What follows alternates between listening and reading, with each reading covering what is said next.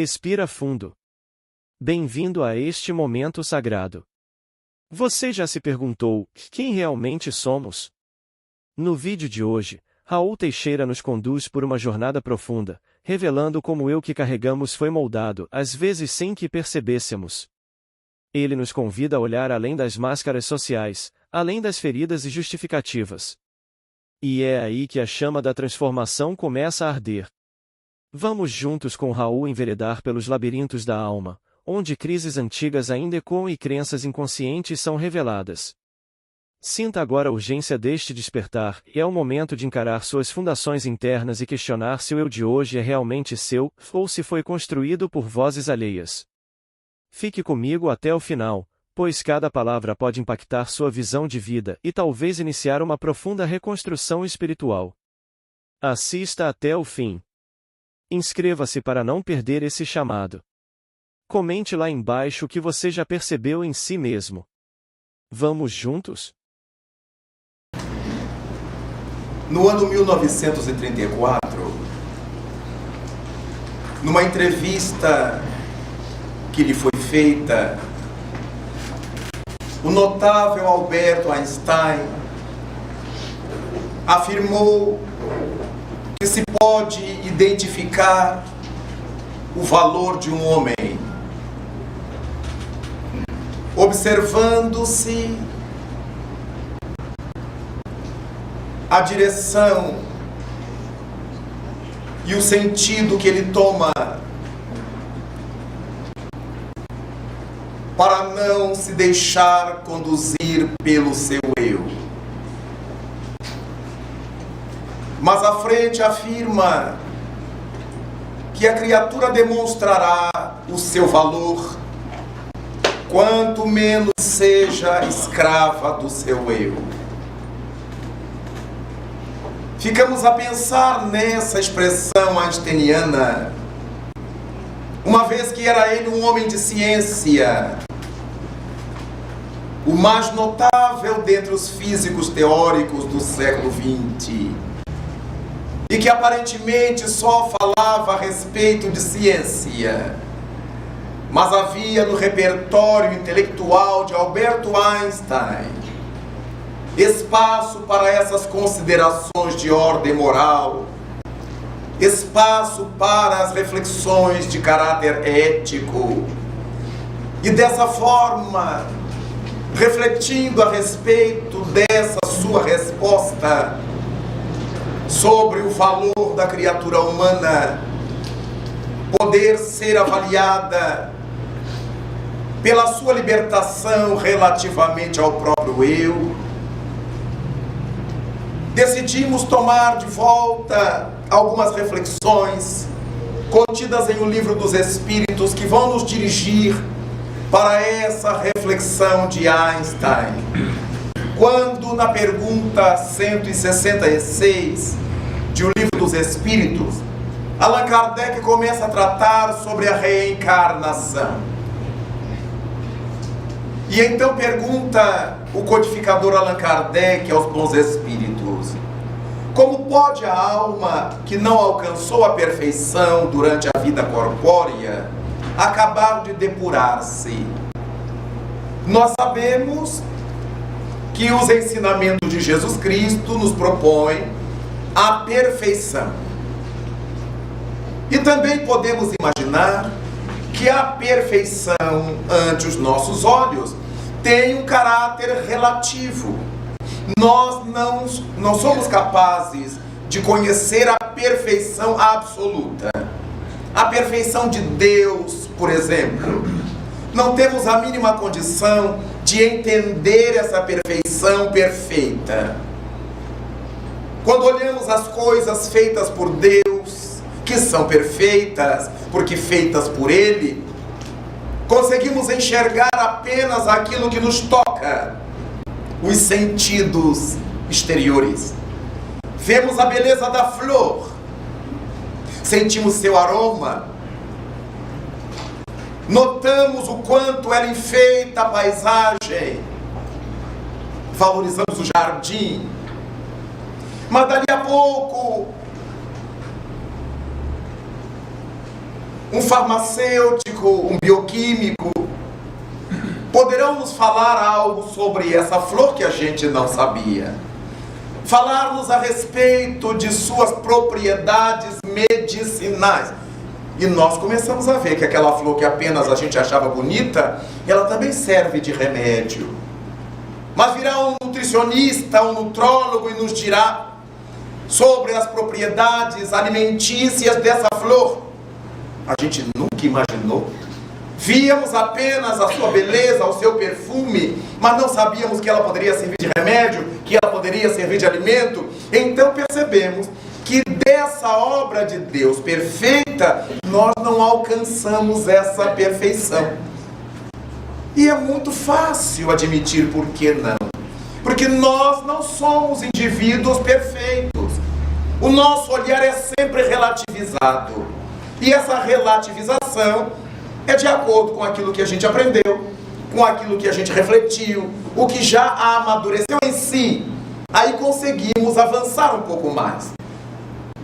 E desse modo, o que estamos usando a flor como exemplo, poderemos usar para qualquer outra coisa no universo. Às vezes, quem de nós nunca se perguntou, para que Deus fez a barata? Qual é o sentido de cobra no mundo? Qual é o sentido de mosquito, de pernilongo? É natural que a gente não consiga ver. Mas se nós conversarmos com um entomologista, por exemplo, ele nos vai falar do porquê dos insetos, das formigas, das abelhas, disso, daquilo, e vai ver beleza nisso e vai nos explicar, nos fazendo ver beleza onde a gente não conseguia ver, senão estorvo. A primeira formiga que a gente vê, a tentação é de macerá-la, de matá-la, de jogar um inseticida. O entomologista veria outras coisas nas colônias, nas sociedades das formigas e de outros insetos. Ainda há pouco tempo, em São Paulo, vimos a tristeza dos pesquisadores com o incêndio de uma parte do Instituto Butantan e desapareceram cobras, serpentes, escorpiões. E nós dizemos, por que são tão tristes? Porque eram esses animais que salvavam milhares e milhares de vidas. Porque o estudioso descobriu que naquele suposto veneno havia remédio. E se não for esse veneno, remédio, muitos de nós morreremos ao sermos picados por esses animais, ou diante de outras enfermidades para as quais o suposto veneno, e que é veneno mesmo, poderá ser usado como elemento de utilidade. Vejamos como não entendemos muitas coisas que há ao nosso redor. Quando nós olhamos uma cobra, a primeira tentação é de apanhar um porrete, um pedaço de pau. Porque temos medo. Temos medo de tudo que desconhecemos. Mas se chamarmos um técnico do Instituto Vital Brasil, ele virá com uma caixa especial, enrodilhará a serpente numa haste, colocá-la dentro da caixa e ela se converterá numa benfeitora da humanidade, antes de se tornar um cadáver nas mãos do nosso desconhecimento e do nosso medo natural. Daí nós vamos percebendo quantas coisas na vida que nos cercam, obras perfeitas de Deus, porque sendo Deus perfeito, tudo o que Ele faz é perfeito. E quando nós não virmos perfeição na obra de Deus, não é por culpa de Deus, nem por falha da perfeição. É pela nossa impossibilidade de ainda vermos as coisas perfeitas que Deus fez. Então resta-nos crer que a obra de Deus é perfeita por princípio. O Criador do inteligência suprema do universo não poderia criar coisa alguma que não fosse de utilidade para a vida, para nós. Daí então, começamos a pensar nessa questão apresentada por Alberto Einstein, quando ele assevera, dentro do seu raciocínio, de que para identificarmos o valor de uma criatura humana, nós temos que ver até que ponto ela consegue se libertar do seu eu. E naturalmente a gente se pergunta por que a gente tem que se libertar do próprio eu? Por causa da sua fragilidade. Uma vez que somos pessoas ainda imperfeitas, bastante imperfeitas, o nosso eu reflete essa imperfeição. Então, quando tratamos do nosso eu, nós nos aconselhamos com uma força tenebrosa chamada egoísmo, egotismo, egocentrismo. Porque esse eu é o ego. É a expressão latina, aportuguesada para o ego latino. E dessa forma, todas as vezes que nós apelamos para o nosso eu, para o nosso ego, esse ego é ainda inferiorizado, acriançado em termos espirituais. E por isso, quando nos deixamos dominar pelo nosso eu, fatalmente vamos errar. Mas como é que eu, estando vivendo esse momento da minha evolução, posso sair do meu eu? Posso deixar de obedecer ao meu eu? O meu eu é o que eu sou. Como é que eu posso agir de maneira diferente daquilo que eu sou? É por essa motivação que o Cristo de Deus, o Mestre Nazareno, veio à Terra, mandou um monte de gente à Terra, para ir nos explicando o que fazer com esse eu atrapalhado. Do mesmo modo que o professor trabalha a criança que não sabe ler ainda, tem que insistir. Mas eu não sei juntar essas letras. Tem que insistir, tem que juntar, tem que falar de novo, tem que repetir. Temos que memorizar. Há coisas que a gente não tem por que raciocinar. Não há como raciocinar a seu respeito. Nós temos que aprender e fixar. E nós nascemos e aprendemos a falar. E quem é que, quando aprende a falar, pergunta a sua mãe, a seu pai, ou a quem esteja lhe ensinando a falar: por que eu tenho que falar assim? Por que eu chamo você de mamãe, você de papai, você de vovó? Ninguém faz essa pergunta. A gente vai chamando e vai aprendendo. Há coisas que a gente não raciocina para aprender. A gente aprende pelo uso, pelo hábito. Mas quando a mãe diz assim: coma jiló. Ah, por que eu tenho que comer jiló? Se amarga tanto. Já cabe pergunta. Se a mãe souber, ela vai dizer: porque amarga, meu filho, mas tem vitamina, é bom para isso, é bom para aquilo. Essas coisas do nutricionista. Às vezes não tem um sabor tão gostoso, mas é saudável. A maioria das coisas muito gostosas não são saudáveis. E aí a gente começa a usar uma coisa chamada discernimento. É mesmo, eu vou fazer uma dieta, é horroroso fazer dieta. Aquela sopa desgraçada que mal cheira a casa inteira. Mas eu tenho que tomar aquilo 7 dias por semana para poder perder alguns quilinhos. Veja, eu estou raciocinando. Não é o que eu gostaria, mas é o que eu estou precisando. Quem é que gosta de tomar remédio se não for hipocondríaco? Mas a gente toma. Amarga, tem mau cheiro, cheira bacalhau, cheira não sei de quê. Mas a gente toma. O raciocínio. Eu não gosto disso, mas eu preciso disso. Mas a grande maioria das coisas a gente aprende porque aprende. Aprende pelo hábito, aprende pelo uso. São as experiências da vida. Por que eu chamo essa coisa de parede? Porque desde que eu aprendi, é parede se chama. Mas se eu tivesse nascido na Inglaterra, eu chamaria de wall. E nenhuma criança inglesa também pergunta aos seus pais: why is wall? Todo mundo fala wall, está acabado. Qual é a criança mineira que pergunta à sua mãe: por que eu falo why? Porque já nasceu no caldo de cultura do why e do trem. Há coisas que a gente aprende no mundo moral também. Exatamente assim.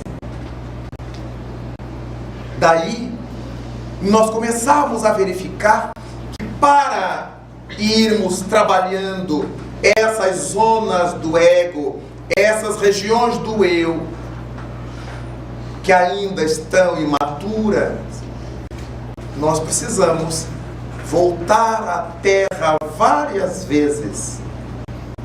Uma vez só, a gente não muda. Muda muito pouco. Porque não temos vontade. A gente não entende por que tem que mudar. Por que eu tenho que viver diferentemente do meu ego? Só à medida que vamos amadurecendo, é que vamos entendendo que o ego, no nível em que se encontra, nos leva à bancarrota.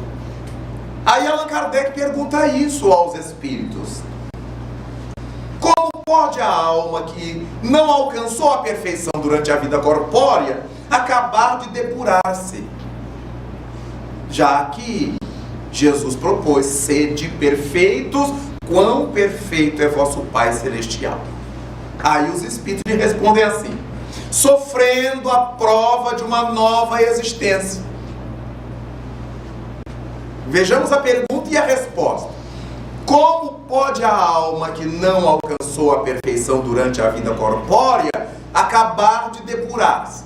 Resposta: sofrendo a prova de uma nova existência.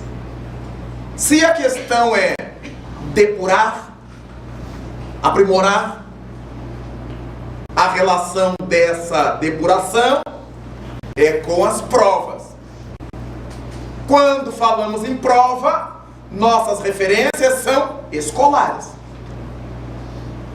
Quem precisa acabar de depurar-se é porque tem ainda coisas por aprender. A Terra é um mundo de provas, porque é um mundo escola. É um mundo onde nós estamos para fazer aprendizados a respeito das coisas, como vimos, mas fundamentalmente a respeito de nós. Então, quando Kardec pergunta sobre a necessidade de depurar-se, como é que o espírito pode acabar de se depurar se numa vida só não dá conta? Sofrendo a prova de uma nova existência. Então, nessa nova existência, nós deveremos ir aprendendo mais coisas. Deveremos continuar a aprender coisas. Deveremos aprimorar as coisas já aprendidas, gradativamente. Como a criança que aprende a ler lá embaixo, nas primeiras séries do fundamental.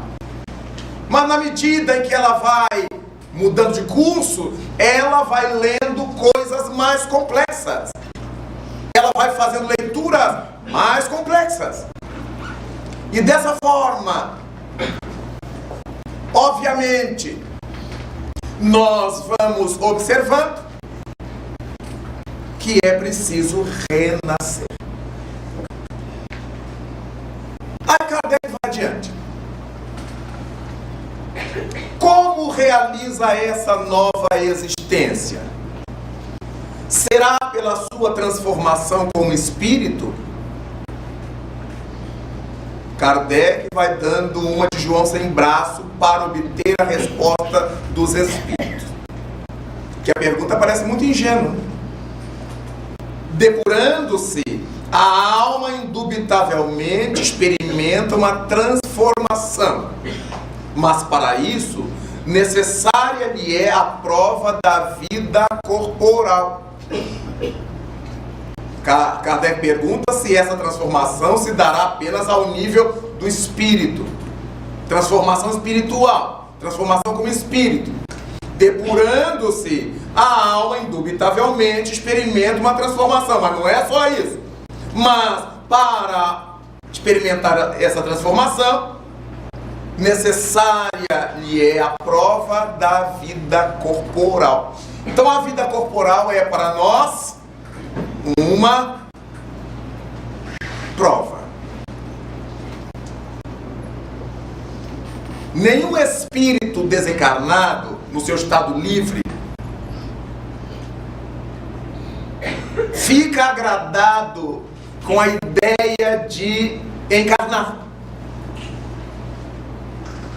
Do mesmo modo que falei há pouco que a nenhum de nós agrada a ideia de tomar remédio.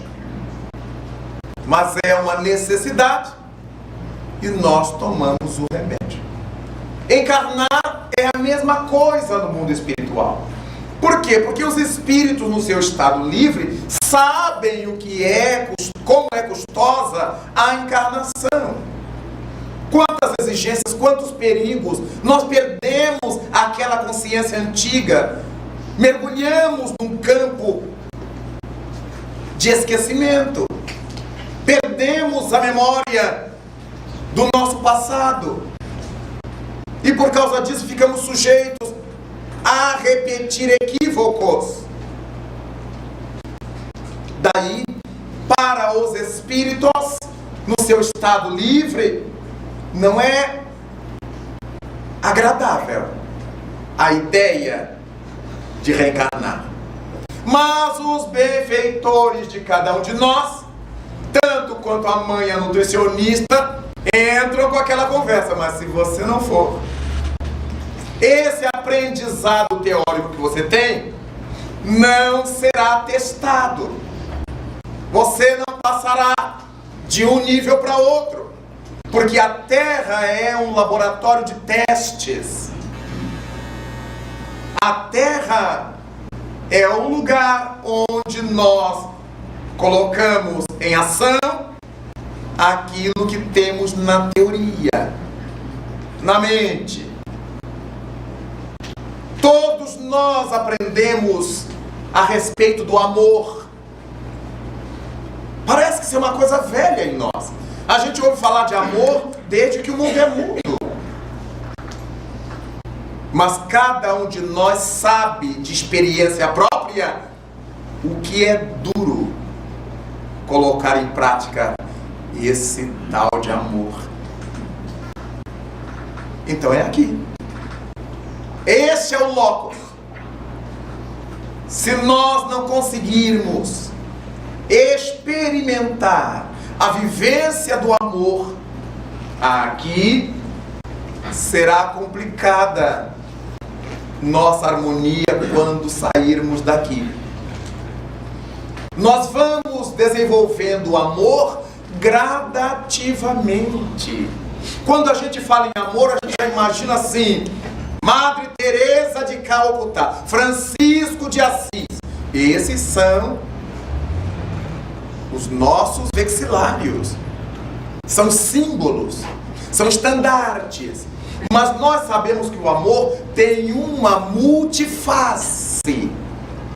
Quando começamos a tolerar, já é um começo de amor. No Evangelho segundo o Espiritismo, a irmã Rosália Espírito escreve assim: tolerai-vos uns aos outros. Ela não diz amai-vos, tolerai-vos. Allan Kardec nos diz que a base para o nosso trabalho deve ser trabalho, solidariedade e tolerância. Porque tolerar é fazer esforço. Que vontade de dizer umas coisas, mas ele tem o direito de dizer o que ele pensa. Que vontade de mostrar o quanto eu sei, mas é exibicionismo, porque ele também está fazendo. Deixa ele fazer.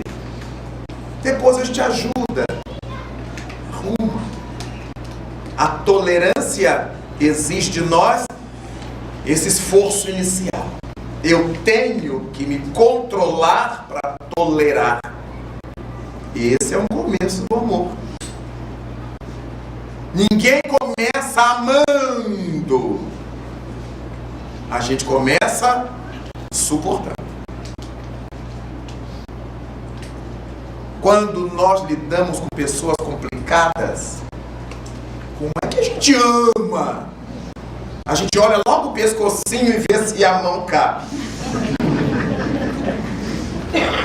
Aí joga as mãos para trás, louvado seja Deus, não é isso que eu quero, meu Deus, Deus abençoe a ela, a mim. Mas a gente olha logo o pescoço, olha o tamanho da pessoa. Se a pessoa for muito grande, a gente fica manso, humilde. Mas se a pessoa for mais frágil que a gente dá uma de pavão. É a experiência. Quando nós vivemos em casa com a família que a gente chama de paixão, marido, mulher, filho, quantos arranca-rabos? Porque os maridos gostariam que as esposas fizessem como eles determinam. Mas elas também gostariam que eles andassem pelo trilho que elas traçam. Só que cada um tem o seu eu. Tem a sua personalidade. Se acha num momento evolutivo diferente. E aquilo que o outro propõe, ainda que seja a melhor ideia, sacode a gente como se fosse assim. Como é que eu vou abrir mão do que eu gosto, do que eu quero, para fazer o que o fulano, o que a fulana está propondo? Aí entram os espíritos. No Evangelho segundo o Espiritismo, quando dizem assim: a obediência corresponde ao consentimento da razão. Eu não vou acatar o que fulano propõe, o que fulano diz, o que fulano sugere, porque eu vou simplesmente baixar a cabeça. Não, porque eu já pensei, eu já raciocinei e vi que tem sentido. Só se eu for uma pessoa com um orgulho supradimensionado. Se não, eu digo, fulano, você tem razão. Ou mesmo que eu não diga, eu penso, fulano tem razão. Se eu não fizer, tolice minha. Se a ideia dele é a melhor para mim, se eu não fizer, em bom português, em bom vernáculo, é burrice minha. Então a obediência, dizem os espíritos, é um consentimento que o juízo nos dá. É o juízo que nos manda obedecer. O ditado popular diz assim: manda quem pode, obedece quem tem juízo. Nós tomamos isso no sentido popular pejorativo. Esse quem tem juízo é quem quer se proteger, para que não lhe aconteça nada demais. Mas a verdade que está implícita nisso aí corresponde ao que o Evangelho segundo o Espiritismo nos diz. É o juízo que nos faz obedecer. Não é porque a pessoa que está mandando é mais forte, é maior, é mais poderosa. É porque eu entendi que desse modo é melhor. Se eu acatar a uma determinação sem que a tenha elaborado, pensado, digerido, a minha covardia moral está presente aí. Aí entra o Einstein. Em que sentido o indivíduo se deixa carregar pelo seu eu? O indivíduo que sabe que a ideia é ruim, mas faz, ele é covarde. Ele não tem coragem de dizer ao proponente: não, mas isso aqui não pode. É o nosso drama na Terra.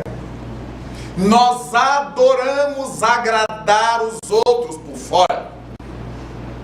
Depois nós o marretamos. Imagina o que ele mandou eu fazer. Você não imagina o que ele me mandou fazer. Eu tive que fazer, né? Mentira, eu não tive que fazer. Eu podia ter discutido. Eu podia ter falado. Eu podia ter dado a minha ideia, mas eu tinha medo. Aí o Einstein diz que a gente pode perceber o valor de um homem a observar para onde e como ele dirige o seu eu. Quantas coisas eu poderia dizer, aclarar.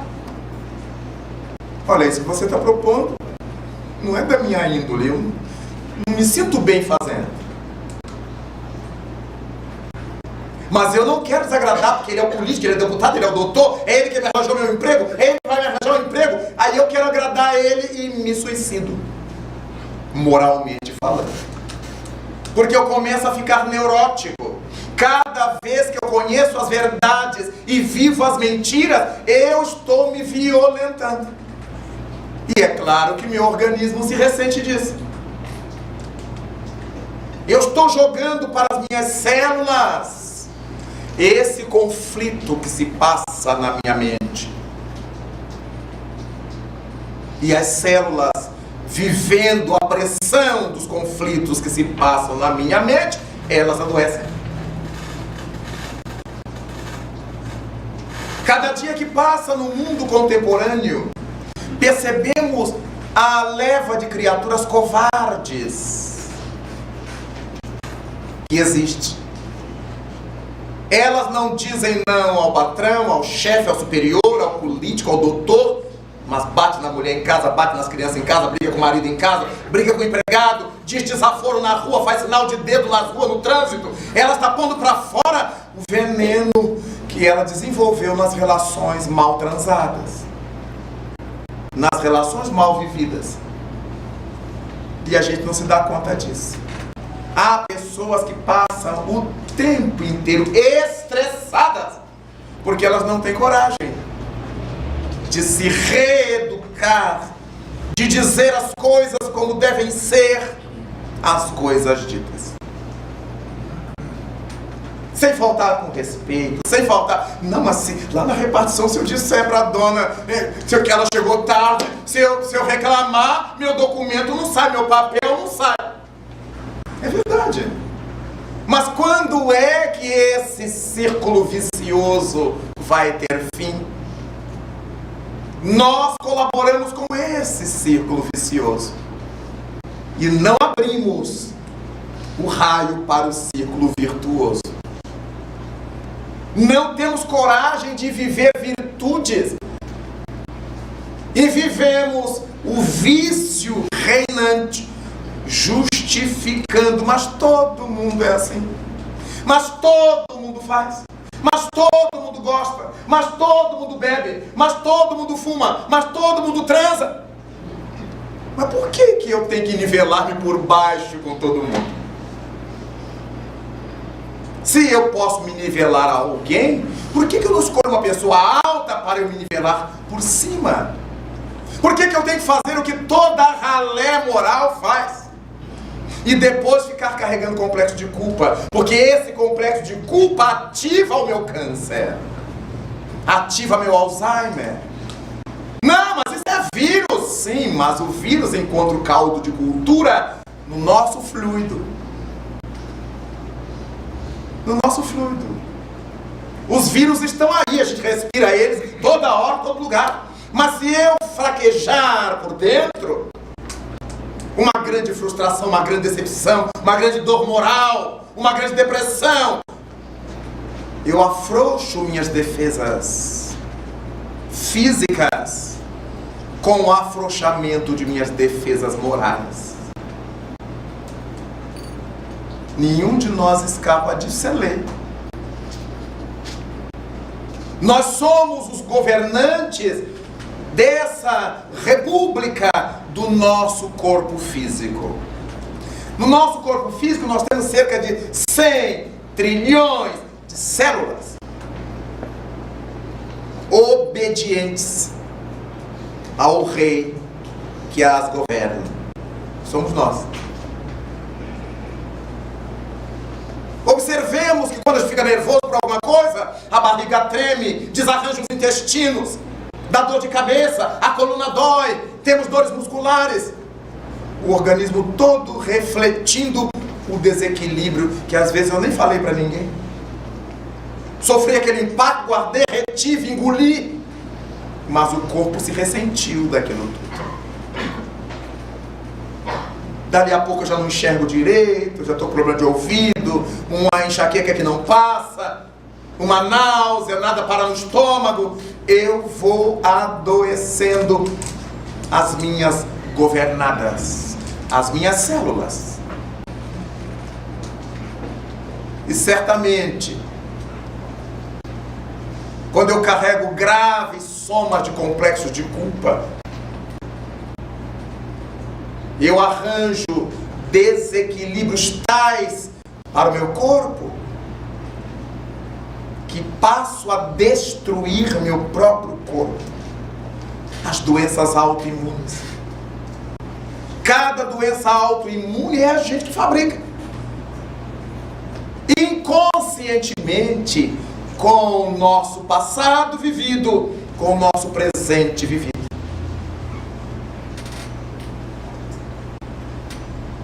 É natural que o olhar da ciência física vai ver o lado físico das patologias. E vão descobrir. E são verdades. A falta do ácido tal, a falta da vitamina qual, a falta disso, a falta daquilo outro. Mas por que é que o ser espiritual que governa esse universo celular permite que falte isso ou que falte aquilo na sua esfera de ação?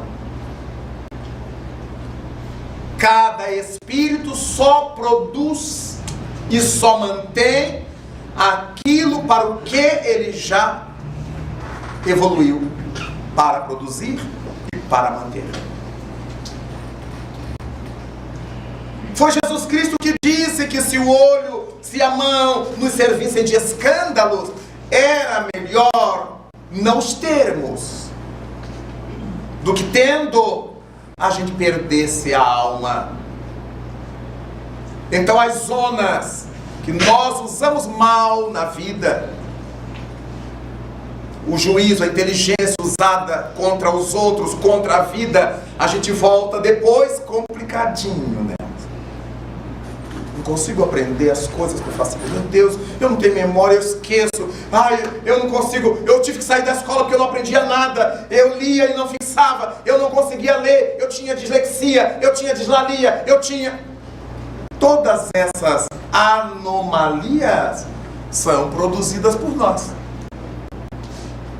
Por nós, os que governam o corpo físico. Não foi à toa que Cristo disse, conforme as notas do evangelista Lucas, o administrador terá que dar conta de sua administração.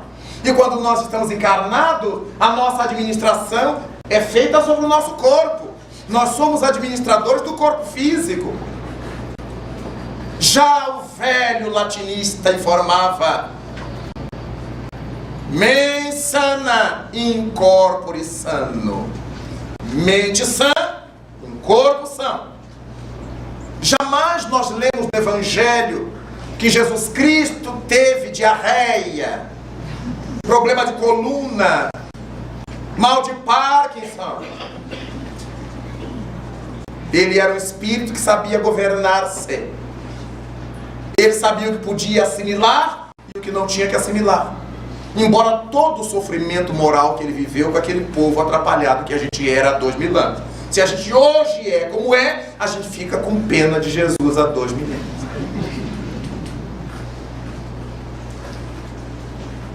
Mas ele nunca apresentou problema algum, pelo menos os evangelhos não narram. Sendo ele a pessoa que era, qualquer coisa que ele tivesse, a gente estaria sabendo. Jesus Cristo não apareceu na margem do lago porque estava com enxaqueca, com travesseiro na cabeça, com pedra de gelo na cabeça. Jesus Cristo não foi à pesca porque estava com desarranjo intestinal. Jesus Cristo estava em todo lugar. Ele era o Senhor da saúde. Eu sou o médico das almas. Logo, a saúde perfeita corresponde a uma vida equilibrada. Nós temos sido cidadãos, homens e mulheres, que usamos muito mal o nosso livre-arbítrio. Porque nós aprendemos uma tragédia. Aprendemos a mentir. Achando que somos espertos. achando que com a nossa mentira a gente engana o outro. Mas com a nossa mentira a gente se infelicita. Mas não estamos falando dessa verdade estúpida que a pessoa tira no rosto do outro. Eu sou muito franco, o que eu penso eu falo. Não é isso. Não é o que eu penso eu falo. É verdade vivida. Imaginemos o médico fumando um cigarro. Ele está mentindo para si mesmo. Porque ele sabe, pelo estudo científico, não é nada religioso, é estudo científico, que o tabaco faz mal, que o alcatrão faz mal, que a nicotina faz mal. Ele ignora isso, ele bota uma pedra em cima da consciência intelectual e fuma, que eu gosto, que é elegante, que eu quero, que eu fumo meu dinheiro. Todos nós sabemos, por via científica, dos malefícios do álcool. Mas dizer para a turma cristã, não é só espírita não, para pelo menos ir devagar no álcool, a gente é taxado de fanático. Eu sei beber, eu bebo, eu me controlo. A hora que eu quiser, eu paro. O negócio é a hora que ele vai querer. Nós aprendemos o auto-engano, assimilamos o auto-engano e gostamos de manter isso. Aí mentimos. A gente mente a respeito de nós mesmos para os outros e a gente tenta mentir a respeito de nós mesmos para nós. Não, mas eu não posso ter errado, porque eu fui não. Fulano é que não me entendeu. A gente sabe que errou. Mas e a coragem moral para assumir que errou e ir lá pedir desculpa? Então eu quero arranjar todos os recursos para inculpar o outro. Mas a minha consciência, diz o Espírito Emmanuel que a consciência é o juiz implacável. Ela não nos perdoa. A consciência nos faz resgatar. Todo mundo pode estar me aplaudindo, mas lá dentro de mim eu estou me corroendo porque eu sei que eu sou culpado. Por mais que os amigos, a família venham me dizer, não, mas você fez essa bobagem. Isso aí amanhã ele já tem outro, amanhã já se resolveu. Mas a gente não se libera da culpa, porque a culpa exige uma expiação. Eu tenho que me acertar. E a coragem de eu ir lá pedir desculpas à pessoa contra quem eu agi, e a coragem de eu ir lá me penitenciar com quem eu me equivoquei, o nosso degrau evolutivo não deixa. E aí eu adoeço mais. Basta que a gente veja, meus amigos, o nosso velhinho em casa, que sempre foi aquele exemplo de moralidade na família, e que de repente adquiriu uma doença e começou a ficar pornográfico, a jogar cantada na empregada doméstica, não pode chegar visita, que a família tem que ter cuidado. Mas ele não era assim, nunca foi assim. Ele sempre foi assim, mas usava uma máscara, a persona que todos nós usamos. Só que quando a gente usa uma máscara e está se resolvendo por dentro, daqui a pouco eu tiro a máscara e estou bem. Mas se eu uso uma máscara e me mantenho como eu sou, do mesmo jeitinho, usando uma máscara maravilhosa, eu continuo doente. Por dentro era ainda a mesma criatura velha. Por isso é que quando o superego não pode mais controlar a pessoa, porque nós avaliamos, aqui eu não posso falar isso, aqui eu não posso dizer isso, aqui eu não posso olhar, eu tenho que olhar muito discretamente, para as pernas da moça, para o rabo de saia, para a perna de calça, eu tenho que ser muito discreto. Mas quando a gente adoece da mente, a gente perde esse controle. Aí a gente solta o que estava represado no chamado id freudiano, no nosso porão moral. E as pessoas em torno dizem, mas vovó nunca foi assim. Vovó era tão moralizada. Agora ela não pode ver um jovenzinho enfermeiro, ela passa cantada no enfermeiro. Não sei o quê. Não estou inventando nada. Tudo isso são casos que eu leio nos livros especializados e que vejo no cotidiano do trabalho que faço assistindo a doentes. O espírito não se modificou. Ele fingiu a vida inteira. E nós somos assim. Então já sabemos qual vai ser o nosso porvir. Mesmo que a gente não tenha Parkinson, nem Alzheimer, nem nada que determine essa explosão, mas nós vamos chegar no mundo dos espíritos, mais dia menos dia, sem a máscara. E agora, José? Por isto, enquanto é hoje, comecemos a gostar um pouco mais de nós, sendo mais autênticos. Não é ser mal educado de dizer desaforos e verdades para os outros, mas de dizer verdades para nós. De verificar a quantas anda a nossa veracidade íntima. Se eu posso me olhar no espelho sem me envergonhar. Daí então, só ao longo das múltiplas existências é que nós vamos fazer esse trabalho. Vejamos que é muita coisa para uma vida só.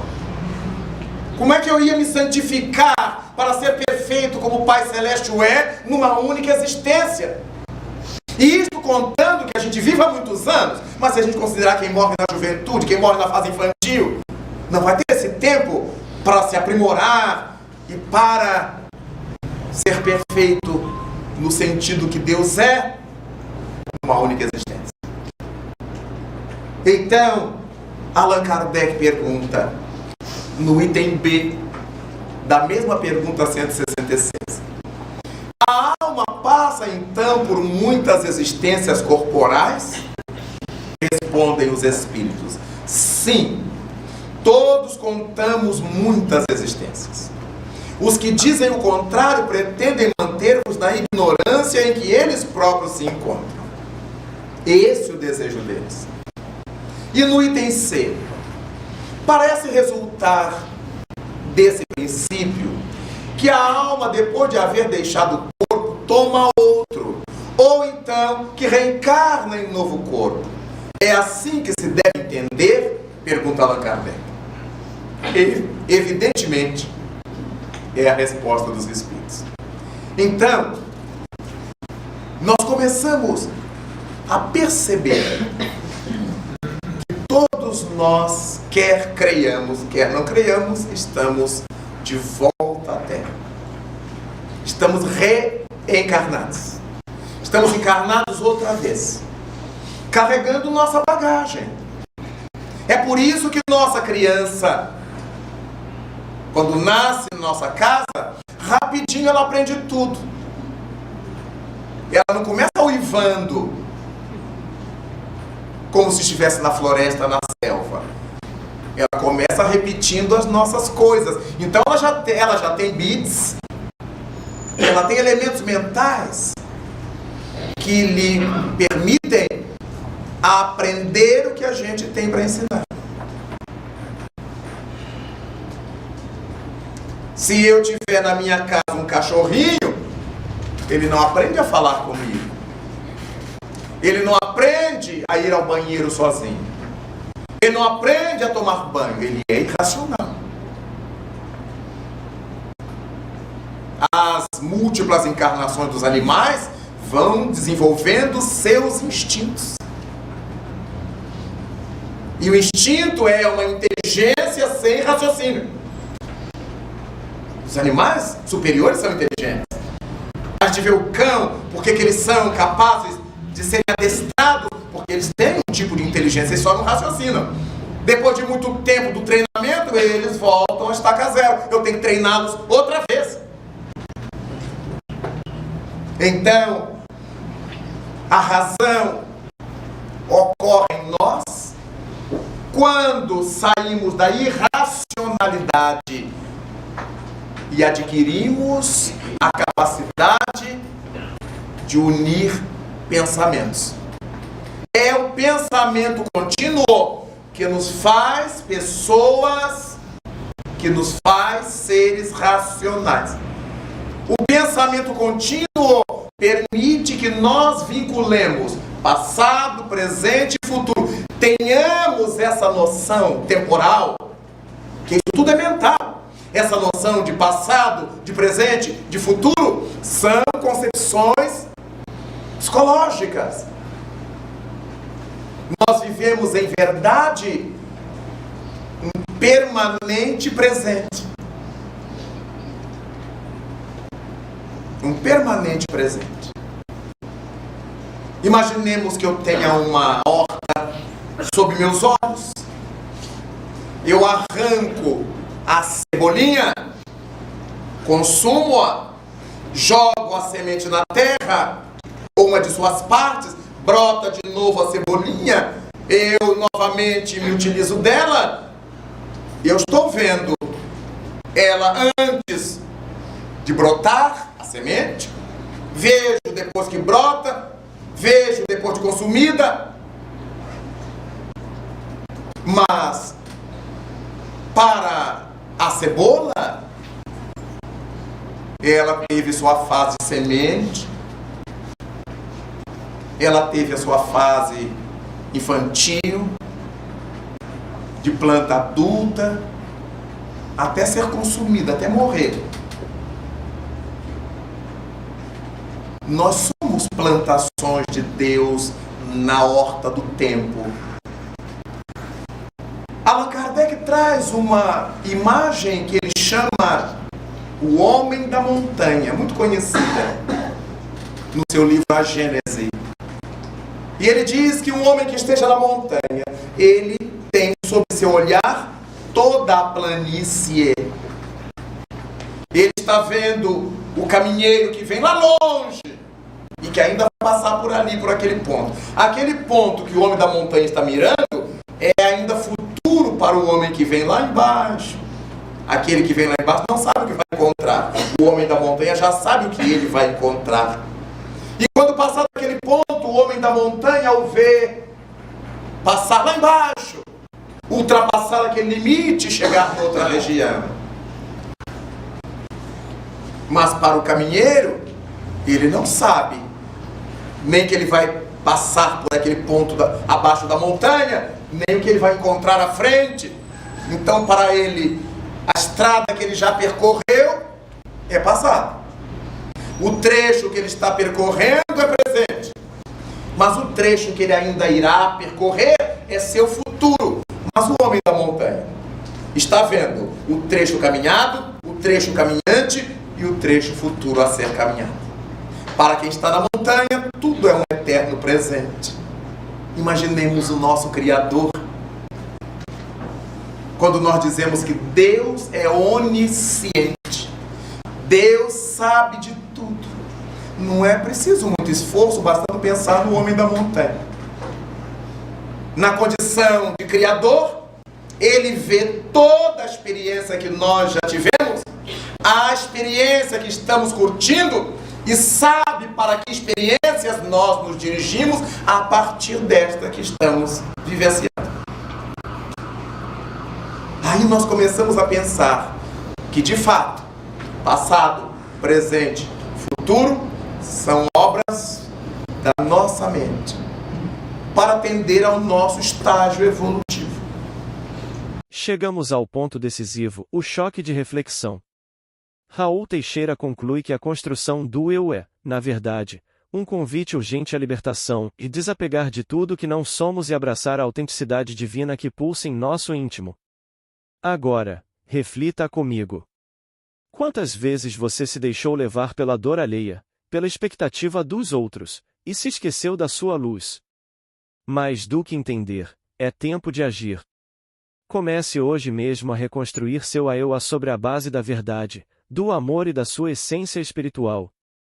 Seja gestado um novo ser, livre de amarras e conectado ao propósito espiritual. Deixe esta mensagem te tocar profundamente e transformar o modo como você se vê e atua no mundo. Compartilhe essa mensagem com alguém que precisa se libertar. Deixe nos comentários o que ficou no seu coração. Se inscreva e siga com a gente nessa jornada de autoconhecimento e despertar.